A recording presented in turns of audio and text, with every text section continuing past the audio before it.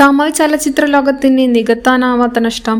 പ്രശസ്ത തമിഴ് നടനും സംവിധായകനും തിരക്കഥാകൃത്തുമായ കെ ഭാഗ്യരാജ് അന്തരിച്ചു. 73 വയസ്സായിരുന്നു. ചെന്നൈയിലെ വസതിയിൽ വെച്ച് പെട്ടെന്നുണ്ടായ ഹൃദയാഘാതത്തെ തുടർന്ന് അദ്ദേഹത്തെ അപ്പോളോ ആശുപത്രിയിൽ എത്തിച്ചെങ്കിലും ജീവൻ രക്ഷിക്കാനായില്ല. തമിഴ് സിനിമയിലെ തിരക്കഥാമന്നൻ എന്നറിയപ്പെടുന്ന ഭാഗ്യരാജിന്റെ വേർപാട് ഇന്ത്യൻ ചലച്ചിത്ര ലോകത്തിന് വലിയ നഷ്ടമാണ്. പ്രശസ്ത സംവിധായകൻ ഭാരതിരാജയുടെ സഹായിയായി സിനിമാ രംഗത്തേക്ക് കടന്നു വന്ന അദ്ദേഹം ചുരുങ്ങിയ കാലം കൊണ്ട് തന്നെ തന്റേതായ ഒരു ശൈലി സിനിമാ ലോകത്ത് കെട്ടിപ്പടുത്തു.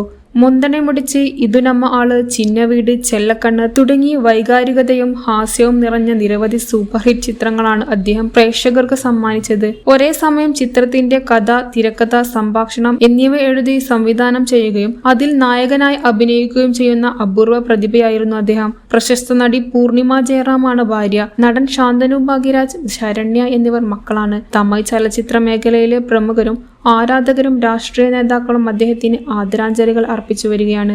News desk, news 99.